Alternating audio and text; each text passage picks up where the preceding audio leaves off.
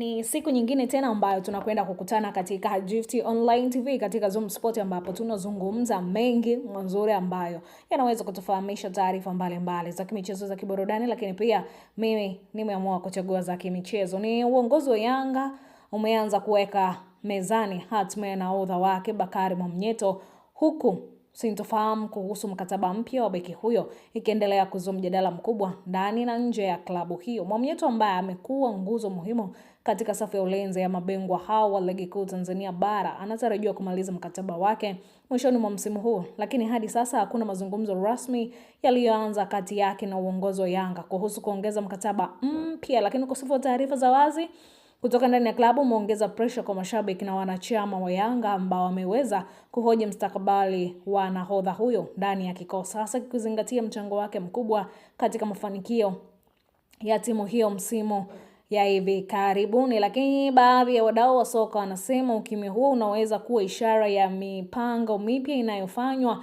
na klabu hiyo kuelekea msimu ujao, ingawa bado hakuna uthibitisho rasmi unaonyesha Yanga imeamua kumtema beki huyo au la. Lakini kwa sasa hakuna mazungumzo rasmi yakifanyika, lakini hilo halimaanishi kwamba klabu imeanza kuachana naye. Huenda maamuzi yakafanyika baada ya msimu kumalizika, nikisema chanzo kutokana ndani ya klabu.